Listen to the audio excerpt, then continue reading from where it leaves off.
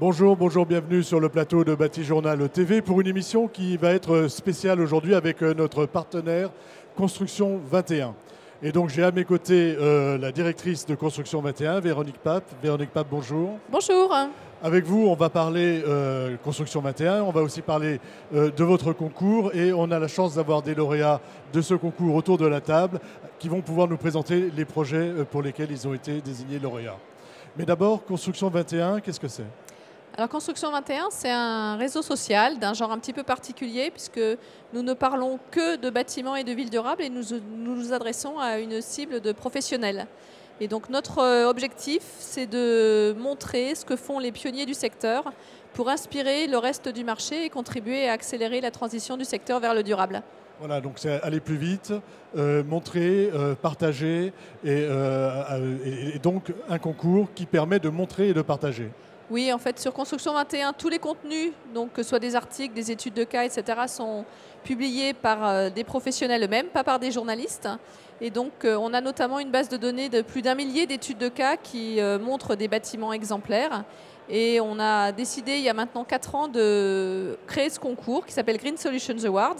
Là, vous avez la brochure des gagnants de l'année dernière. Voilà, qu'on peut retrouver sur le site internet encore de Construction 21. Tout à fait. Et donc, ce concours permet à la fois de donner une motivation supplémentaire pour les professionnels pour publier de belles études de cas qui inspireront d'autres professionnels. Et puis, évidemment, pour les professionnels qui participent, c'est l'assurance d'avoir une très, très belle visibilité puisque nous sommes un réseau international et donc chaque étude de cas est vue dans différentes langues dans le monde entier. Qu'est-ce que vous retenez du concours de cette année? Qu'est-ce qui vous a marqué? Il y a un point qui a été vraiment commun à l'ensemble des candidats et qu'on a beaucoup aussi entendu dans les jurys, c'est l'humain.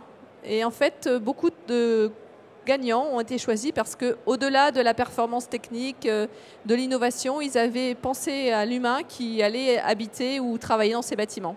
Ça veut dire qu'aujourd'hui, quand on veut faire durable, on ne fait pas que durable techniquement, on fait aussi durable pour les gens qui vivent à l'intérieur des bâtiments qu'on construit. Ce qui est plutôt une bonne nouvelle. Tout à fait.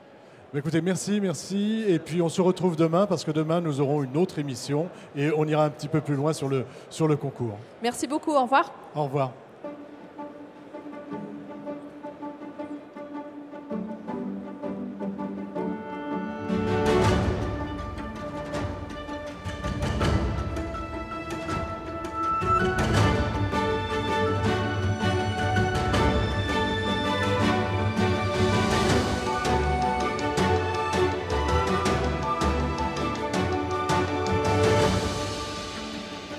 Donc retour sur le plateau de Batijournal TV et où on va donc voir les différents projets, enfin 3 projets ce soir qui ont été lauréats du concours Green Solutions Award. La voûte nubienne, la cité du centenaire et le lycée des Mauges. Et on va commencer avec vous par la voûte nubienne. Donc quand je dis avec vous, c'est Cécilia Renaudot, c'est ça? Oui, c'est ça. Bonsoir. Et vous faites partie de l'association de la voûte nubienne. De quoi qu'est-ce que c'est l'association de la voûte nubienne? Alors, la voûte nubienne, donc l'association La Voûte Nubienne L'association d'abord. est une association en fait qui diffuse la technique de construction voûte nubienne en Afrique de l'Ouest. On n'est pas une entreprise de construction, on agit comme facilitateur de marché pour créer les conditions d'un marché autonome et endogène en Afrique. D'accord. Je vais vous demander de passer le micro à votre voisin, Cédric Lebris, bonjour. Bonjour. Vous représentez le département des Yvelines. Tout à fait.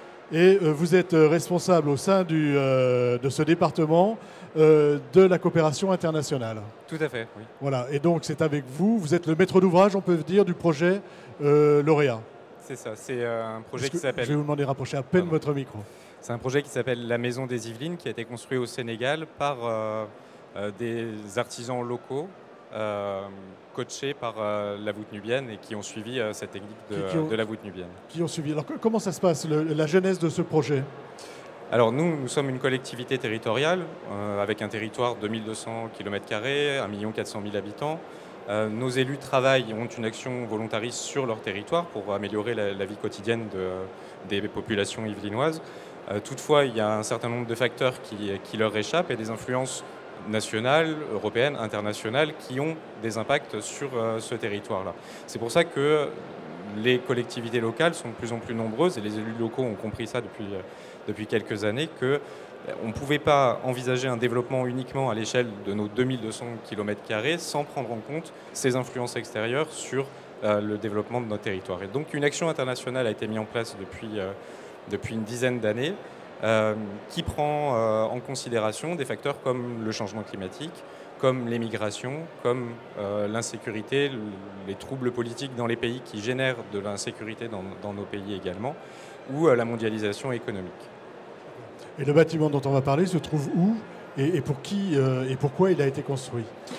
Mais particulièrement par rapport à cette question du réchauffement climatique, bon, en Yvelines, bien sûr, on essaye d'avoir une politique en direction de nos habitants, de nos entreprises, sur les transports, sur l'habitat également, sur ces questions de baisse des consommations énergétiques. Il y a un prolongement qui s'est fait naturellement à l'international puisque les pays africains, mais les pays émergents en particulier, sont aujourd'hui sur des pentes de croissance très très fortes qui pour l'instant reposent sur des chemins techniques assez polluants puisque c'est les techniques les plus polluantes qui sont les plus accessibles à ce type de pays.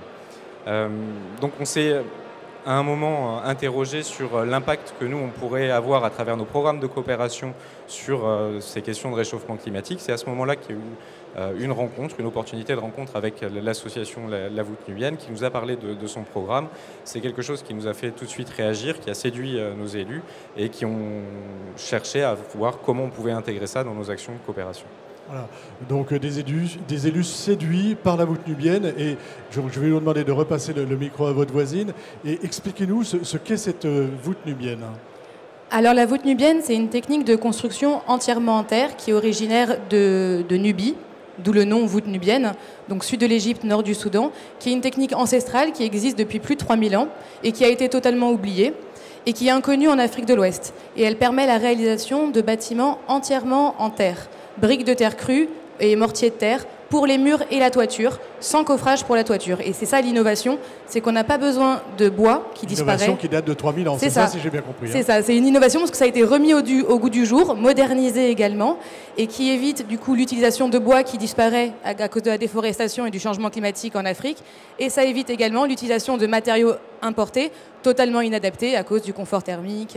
Voilà, là on a quelque chose de vraiment vertueux sur le plan environnemental, puisque j'imagine que la terre, elle n'est pas importée, mais c'est la terre qui est prise sur place. C'est ça, c'est des briques de terre crue, donc la terre est récupérée. C'est ce qu'on appelle l'adobe. C'est ça, c'est des briques de terre crue faites localement, avec donc briques de terre crue séchées au soleil. Donc on n'est pas sur des briques de terre compressées qui vont nécessiter des machines et des mélanges entre terre et ciment qui vont être trop complexes et difficiles pour les populations locales de faire ces briques-là et de s'approprier cette technique-là. On est vraiment sur des matériaux locaux, une technique très simple et des ressources humaines locales du coup qui vont travailler sur les chantiers, qui vont se former à la technique voûte nubienne. D'accord.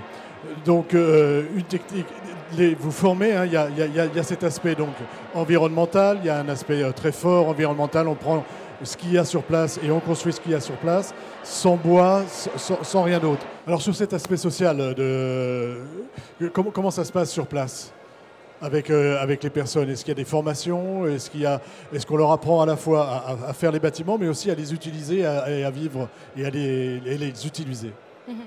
Alors sur la question de la formation des apprentis, donc c'est vraiment localement que ça se passe sur les chantiers. Le maçon, pendant qu'il construit le bâtiment pour le client, va former ses apprentis au fur et à mesure aux différents postes de la construction. Et c'est comme ça qu'au fur et à mesure des chantiers, les apprentis vont devenir des maçons qualifiés qui vont pouvoir vendre leur travail localement au sein de leur communauté ou pour des bâtiments publics ou communautaires. Nous, de notre côté, notre rôle, c'est d'accompagner cette formation par compagnonnage, comme on dit, par des modules de formation technique et entrepreneuriale. Notamment parce qu'une grande majorité des maçons sont des agriculteurs qui vont apprendre le métier de maçon voûte nubienne en complément à leur activité saisonnière d'agriculteur et n'ont pas forcément les compétences entrepreneuriales pour développer leur marché. D'où notre rôle vraiment d'accompagnement à la formation entrepreneuriale. Par exemple, sur ce chantier, comment ça s'est passé? Il y avait à la fois donc, la construction, les gens venaient se former. Qui a construit le bâtiment? Alors, celui qui a construit le bâtiment, c'est un entrepreneur burkinabé qui a créé son entreprise au Sénégal. Puisqu'il y avait beaucoup de demandes au Sénégal, le Sénégal, en fait, on a commencé notre action au Burkina en 2000, puis au Mali, et plus récemment au Sénégal. Donc pour l'instant, il y a encore peu de maçons voûtes nubiennes qualifiés sénégalais. Donc on se base encore beaucoup sur des ressources locales qui viennent du Burkina ou du Mali pour construire les chantiers et former la nouvelle génération de maçons sénégalais. Donc l'entrepreneur qui a réalisé ce bâtiment vient du Burkina, est installé au Sénégal, a monté son entreprise, a intégré des apprentis localement et des apprentis qu'il a fait, comme c'était un gros chantier, il a aussi fait venir des apprentis des pays voisins. Et on a également un budget supplémentaire sur le chantier pour vraiment faire ce qu'on appelle une formation dynamisée, pour vraiment prendre le temps sur chaque poste du chantier, des fondations à l'élévation des murs, à la construction de la voûte, que chacun des apprentis puisse vraiment apprendre la technique. Voilà. Et est-ce qu'aujourd'hui ça a essaimé un petit peu? Est-ce qu'on a déjà des projets? Je vais peut-être vous demander de repasser le micro à votre voisin. Le but de l'opération, hein, si j'ai bien compris, c'est aussi celui de l'exemplarité. Voilà. Est-ce que de ce point de vue, vous êtes satisfait? Et puis est-ce qu'on a déjà des bâtiments en voûte nubienne qui apparaissent à droite à gauche? Alors l'association La Voûte Nubienne était présente au Sénégal depuis 5-6 ans déjà, un peu moins. Avait fait des tentatives de développer le marché, en particulier le marché privé, mais sans réellement arriver à accrocher l'intérêt des particuliers. Donc un changement de stratégie a été développé, c'est pour ça qu'ils se sont aussi tournés vers une collectivité comme la nôtre qui avons une action au Sénégal, c'est d'essayer de convaincre les prescripteurs d'achat public, les collectivités locales en premier lieu, mais aussi après les gouvernements, pour essayer de montrer l'exemple à travers des écoles, des maternités, des bâtiments administratifs à la population de l'intérêt de cette technique. C'est-à-dire qu'on essaie de changer un petit peu d'échelle. On était chez le particulier, hein, on dirait en France, pour aller sur le bâtiment public. Et c'est par le bâtiment public qu'on veut montrer qu'un autre mode constructif est possible. Oui, tout à fait. On a cet exemple qui n'est pas lié à nous, notre coopération, mais qui existait avant dans l'intervention de la voûte nubienne, qui est une maternité construite dans le Sénégal oriental. Si vous avez déjà été en Afrique et avez fréquenté une école par Pintole ou une maternité construite avec des matériaux dits modernes, on y suffoque rapidement. Et finalement, rentrer dans la maternité, c'est presque une cause de mortalité quand on y vient pour se faire soigner, ou une cause de ne pas suivre les cours, oui, parce qu'il fait trop chaud à l'intérieur de ces bâtiments. Alors que là, dans un bâtiment comme celui-ci, on a alors peut-être pas une sensation de fraîcheur, mais en tout cas, il n'y a pas de surchauffe. Voilà, il y a une vraie notion de service public à proposer ce type de bâtiment dans les services sanitaires, dans les services de l'éducation. C'est pas parce qu'on a une école que les gens viennent s'éduquer. Il faut qu'il y ait un minimum de conditions, parmi lesquelles le matériel, parmi lesquelles le bâtiment, pour qu'on puisse se concentrer un minimum sur ces études. Donc cette maison qui a été construite à Ourossogui sert quelque part de tête de gondole à un programme sur lequel on travaille maintenant avec la voûte nubienne, qui est de le diffuser dans cette région orientale du Sénégal, en s'appuyant à la fois sur le réseau de collectivités locales avec lesquelles on travaille, mais aussi et surtout sur la diaspora sénégalaise qui est dans les Yvelines, mais en France aussi, puisque la population sénégalaise ou d'origine sénégalaise est très importante en France. On essaye de leur montrer que ce type de bâtiment existe, apporte un vrai service en plus aux populations, et que eux qui ont l'habitude de financer ou leur propre maison ou la maison de leur famille dans les villages, ils peuvent aussi utiliser ce type de technique. Ils peuvent aussi adopter ce mode constructif. Ouais. Ce sera une forme de conclusion. Mais c'est vrai que du coup, pour rebondir aussi sur ce que disait Cédric, c'est vrai qu'on voit déjà les impacts de la réalisation de ce bâtiment, puisqu'il y a eu des inaugurations, il y a une inauguration qui a été réalisée, et on organise des visites dans ce bâtiment, notamment auprès des conseils départementaux, des agences régionales de développement, etc., pour les inciter à utiliser la voûte nubienne pour leurs projets de construction. Et on a déjà des demandes. Cette année va être réalisé l'hôtel départemental pour le conseil départemental de 2 départements du Sénégal, intéressés à la voûte nubienne, qui vont le réaliser avec cette technique-là. Donc on voit que du coup, ce bâtiment-là sert vraiment, à travers l'exemplarité du bâtiment, ça permet vraiment de diffuser et de répliquer ce modèle, tout en formant des maçons locaux qui vont après en plus pouvoir proposer leur offre aux populations locales. Voilà, et encore un détail, on voit le bâtiment à l'image, c'est un bâtiment aussi qui est travaillé au plan architectural, hein. C'est pas un bâtiment qu'on vient poser par hasard. Vous pouvez nous dire le nom de l'architecte du projet? Alors l'architecte s'appelle Mathieu Hardy, c'est un ancien salarié d'AVN qui a travaillé pendant 6 ans pour la voûte nubienne et qui après a décidé de devenir indépendant pour proposer ses services aux clients qui sont intéressés à construire avec cette technique. Et à noter également que c'est une technique qui a été volontairement simplifiée et standardisée. Donc on fait appel à des architectes pour des bâtiments complexes comme celui-ci, mais la majorité des bâtiments voûte nubienne qui sont construits n'ont pas besoin d'un architecte. Voilà, ils sont construits par les gens que vous avez formés et eux, ils savent exactement faire des modules qu'ils associent les uns aux autres. C'est un peu ça? C'est ça, tout à fait. D'accord. Bah, écoutez, merci beaucoup pour ce bâtiment donc, qui est exemplaire hein, sur tout point de vue, climatique, matière, carbone. On peut pas dire. Je suis pas sûr qu'on puisse faire mieux en fait. Comparé aux autres bâtiments qui existent, pour l'instant, c'est vrai que nous, on n'a pas trouvé de solutions architecturales qui répondent autant aux enjeux climatiques, environnementaux, sociaux, économiques des populations locales. Merci beaucoup à vous deux d'être venus jusqu'ici et merci de nous avoir présenté ce beau bâtiment. À bientôt, j'espère, une prochaine fois.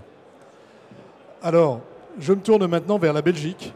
Vous êtes Marcel Baratucci, vous êtes ingénieur et architecte et vous vous êtes intéressé à la réhabilitation d'une cité qu'on appelle la Cité du Centenaire. Oui, exactement. Bonsoir et merci pour votre accueil dans ce salon.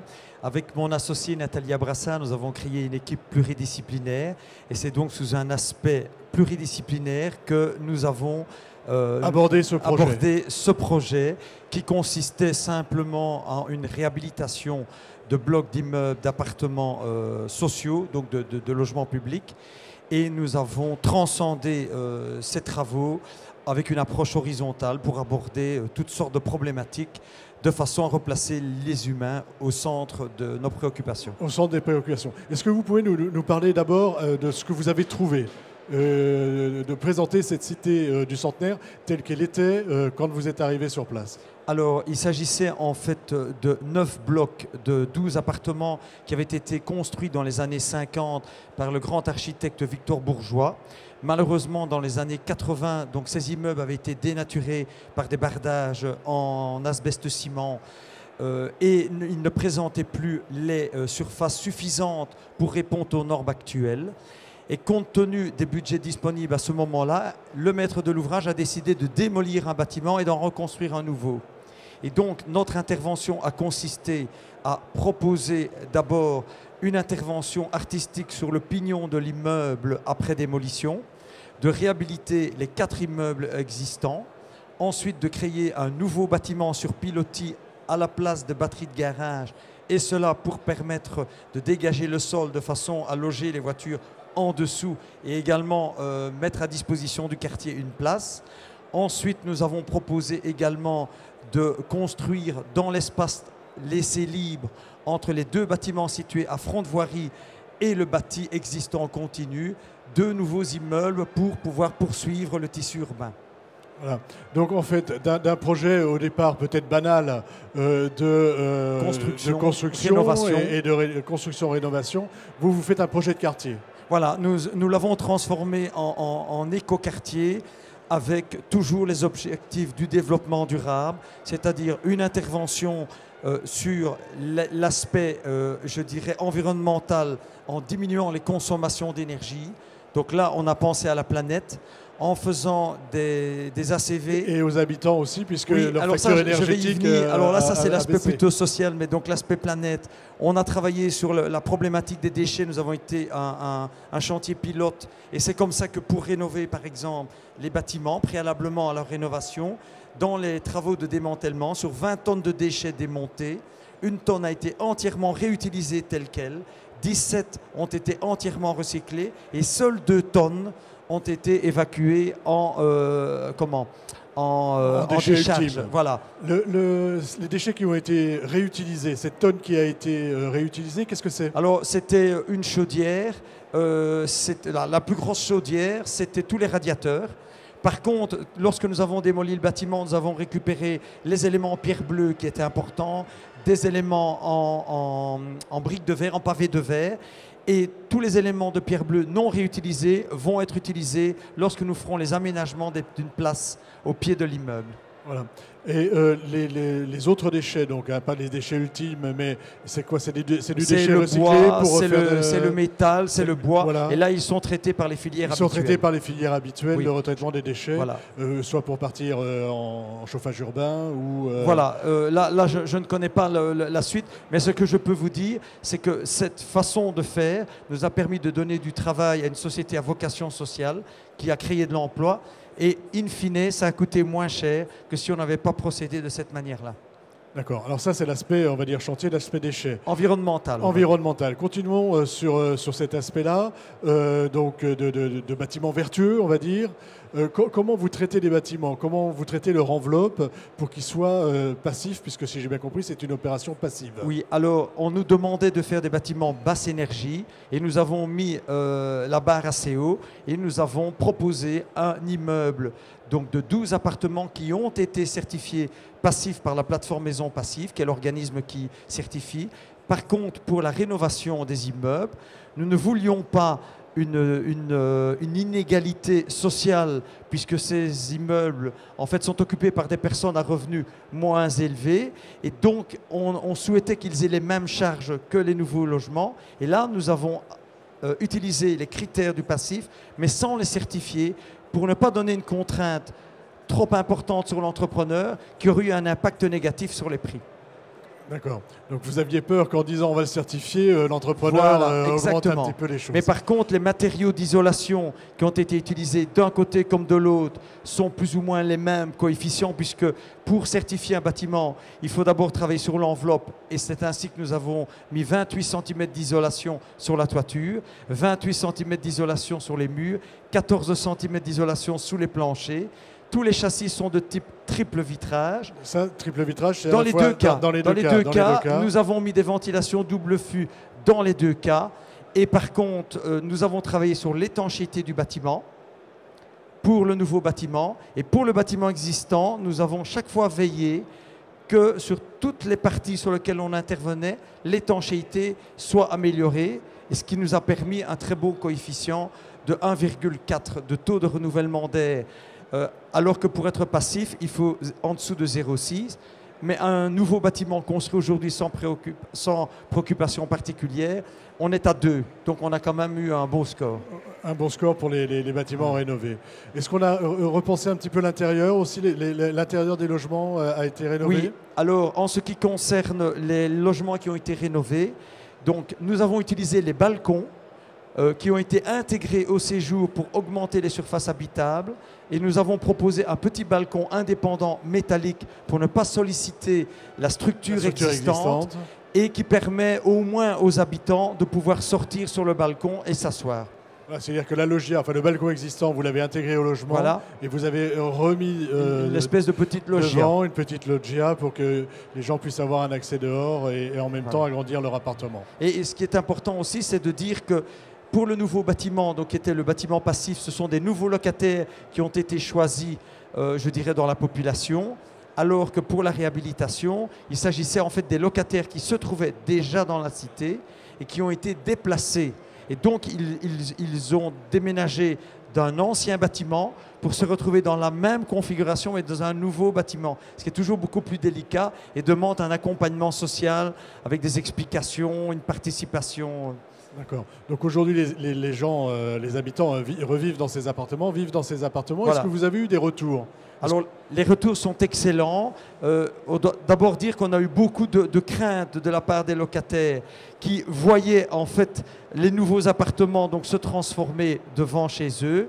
Et donc, nous avons proposé donc, d'abord de faire une réunion d'information. Ensuite, lorsque les bâtiments étaient pratiquement terminés, nous avons fait une visite pour leur permettre de préparer leur déménagement. Et lorsqu'ils sont rentrés dans les bâtiments, 2-3 mois après, nous avons organisé une réunion avec l'entrepreneur pour faire un inventaire de tous les problèmes qu'ils connaissaient, ce qui nous a permis d'améliorer les travaux qui étaient en cours sur ceux en face et de prendre en considération leurs remarques. Et là, on est vraiment dans la collaboration. Donc tout le monde, on va dire, a participé à ce projet, à la fois les habitants, évidemment l'architecte, l'entrepreneur, mais c'est un projet, on peut dire, collaboratif un petit peu? Oui, collaboratif, et on doit vous dire aussi que par l'intervention donc de la Commission des Arts de Wallonie qui a financé une intégration artistique, Nous avons proposé à l'artiste française, mais qui vit à Bruxelles, qui est Léopoldine Roux, de travailler sur le thème du recyclage. Et elle a conçu une façade colorée où, avec les enfants de l'école communale qui se trouve juste au pied des immeubles, ils ont collecté toutes les traces des vies passées dans le bâtiment qui allait être démoli pour en garder un témoignage vivant. Témoignage vivant qui se retrouve en façade. Et qui se retrouve donc en pignon et qui n'est pas en fait une œuvre qui a été appliquée, mais qui est en fait la façade proprement dit de ce pignon du bâtiment. D'accord. Donc, comme disait Véronique Pape tout à l'heure, un projet où l'humain est au cœur. Un Tout peu à fait. comme le projet qu'on a vu pour la voûte nubienne. Oui, et je pense en tout cas que nous avons chaque fois essayé d'intégrer le caractère humain, ce qui n'est pas évident du tout. Il faut savoir qu'on a affaire à des techniciens ou à des financiers qui ne voient que le résultat. Et là, on est dans des schémas qui sont verticaux. Et nous, chaque fois, on essaie de privilégier des schémas horizontaux pour tenir compte de l'environnement, des abords, de l'aspect social, de l'aspect financier, de l'aspect pédagogique aussi. Voilà, donc un ensemble architecture et personnes qui vivent dans cette architecture. Et c'est vrai, assez rare pour être signalé. Oui, et c'est la raison pour laquelle nous nous inscrivons dans une démarche de développement durable, puisque nous avons abordé les trois éléments, l'environnement, le social et l'économique, ce qui nous a valu d'obtenir un premier prix, donc qui est le prix du développement durable de la province de Hainaut, et puis le prix européen, enfin le prix belge, et maintenant nous allons à Bonn. Et vous allez concourir la semaine prochaine. Voilà, la semaine prochaine. Merci beaucoup d'être venu sur le plateau de Bâti-Journal TV pour nous parler de ce beau projet où l'humain est au cœur, comme disait Véronique Pack tout à l'heure. Voilà, c'est Merci. avec beaucoup de plaisir. Merci. À bientôt. À bientôt. Et maintenant, je me tourne vers vous. Et maintenant, on va s'intéresser à un bâtiment public donc, où l'humain est encore une fois au cœur, j'imagine. On va parler du lycée des Mauges. Donc à côté de moi, Lionel Bousquet, bonjour. Bonjour. Vous êtes architecte et votre agence s'appelle Epicuria, c'est ça? Oui, tout à fait, oui. Je vais vous demander de passer le micro à votre voisin ou alors de prendre le micro. Et vous êtes monsieur Sébastien Etou, vous représentez la société Eiffage qu'on ne présente plus, et vous êtes chef de service énergie chez Eiffage. Et vous vous êtes occupé, on va dire, de l'aspect énergétique de ce projet.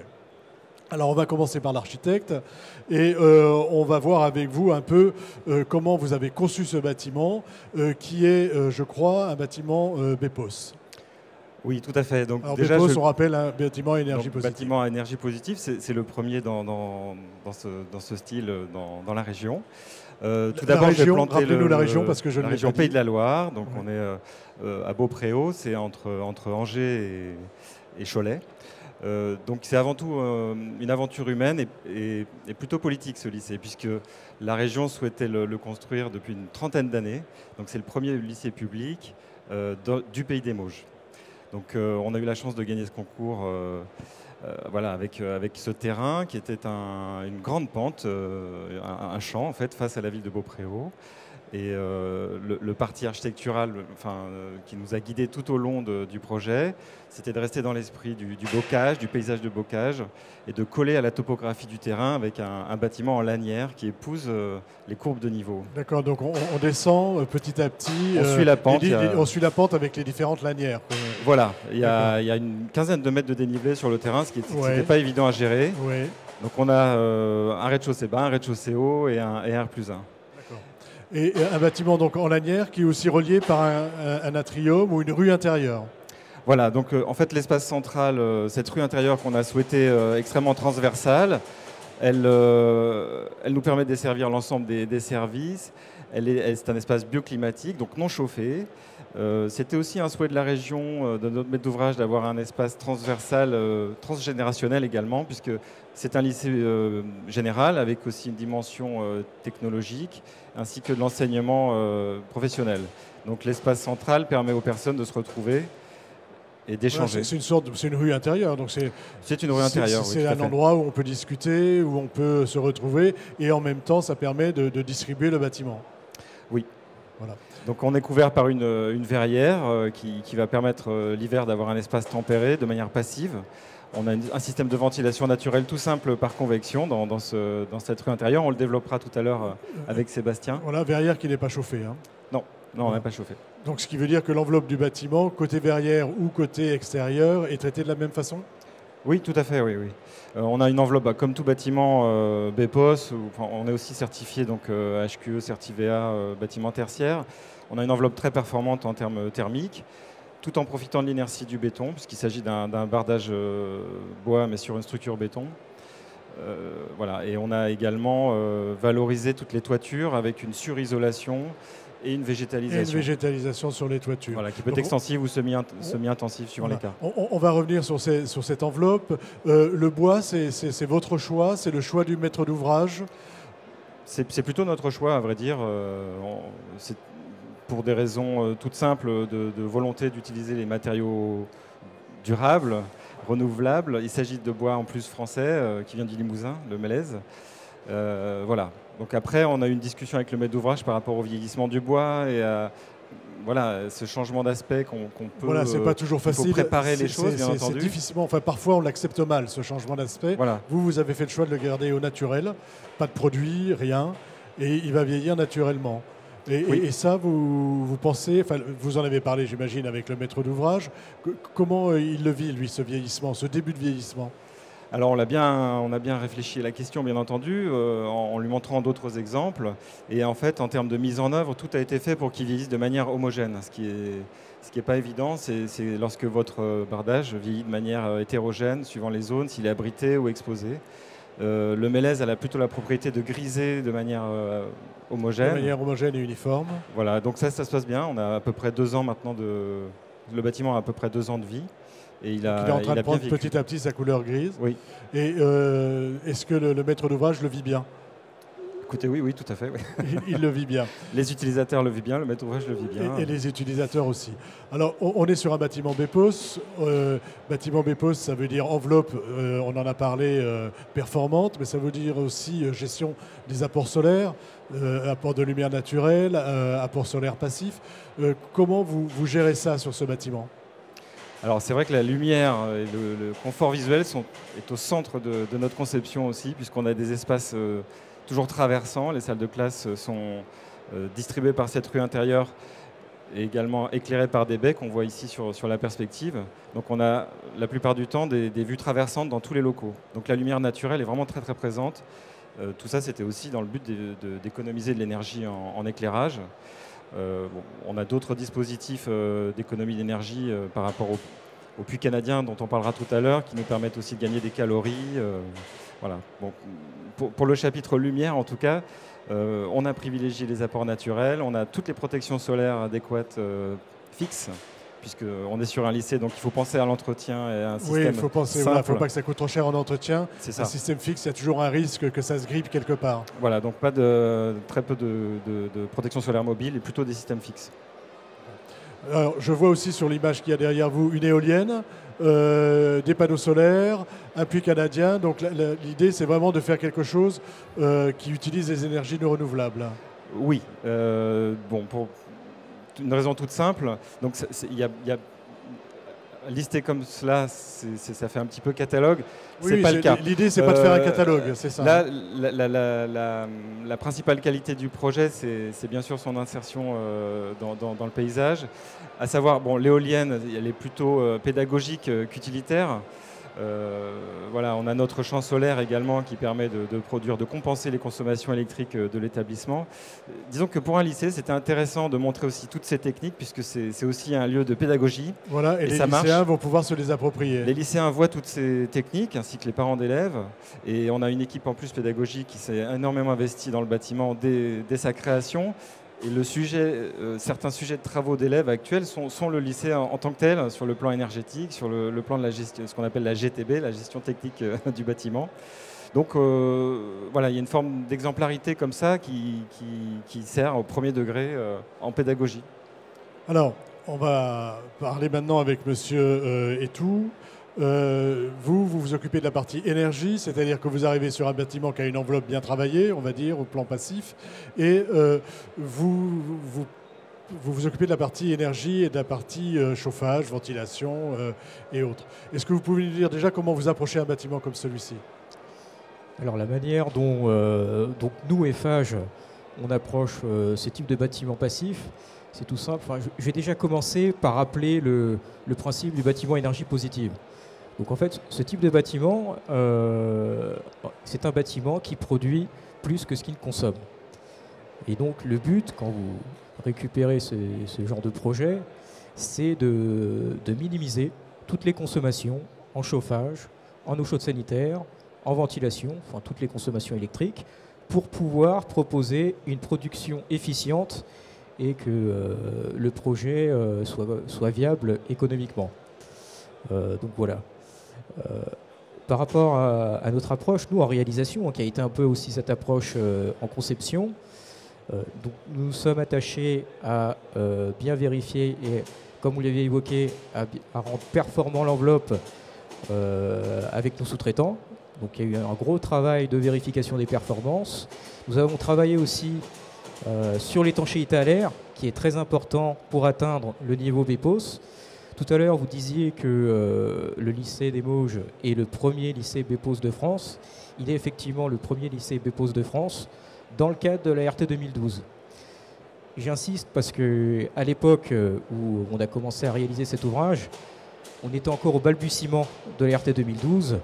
Donc, toutes nos entreprises sous-traitantes, enfin le monde du bâtiment, n'était pas encore prêt pour franchir cette étape. Alors, on était en train de découvrir l'étanchéité à l'air, les problématiques de passage d'air à travers toute la tripaille, on va dire, du bâtiment. Oui, tout à fait. Et donc, bon, ça reste néanmoins un bâtiment classique avec quand même des points particuliers, des points de vigilance, comme vous le disiez, l'étanchéité à l'air qui a été un gros sujet sur toute la durée du chantier. Le photovoltaïque aussi, parce qu'on devait quand même avoir une surface et une performance assez élevée, ce qui limitait le nombre de fabricants, de fournisseurs. Et puis nous avons ce fameux sujet du puits canadien qui a été un peu un ovni pour nous. C'est la première fois que vous aviez réalisé un puits canadien. Nous réalisions un puits canadien qui est lui aussi l'un des plus grands de France, vu qu'il fait 28 000 mètres cubeurs.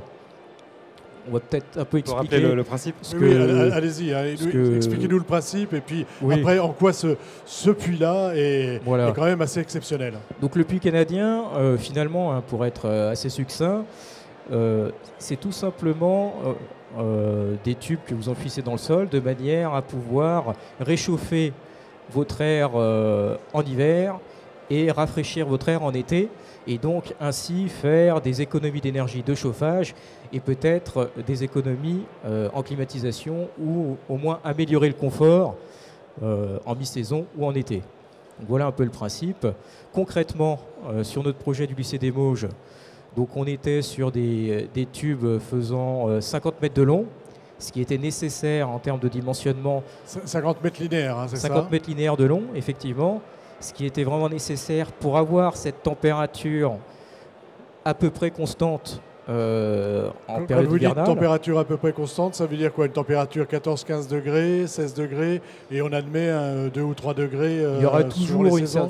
De toute manière, le sol, enfin la température du sol a quand même quelques fluctuations qui sont acceptables, mais il y a quand même quelques fluctuations. Vous n'arriverez jamais, même vous aurez beau enfuir vos tuyaux, vous aurez toujours cette petite variation. Donc ça, de toute façon, on l'a pris en compte dans le calcul. Et donc, le gain, en gros, est de l'ordre de 8-10 degrés suivant les saisons. Je vais juste y revenir juste après. Vous l'avez peut-être vu dans les photos qu'on est en train de projeter. Vous êtes quand même sur un puits canadien qui a 6 nappes, ce qui n'est pas neutre.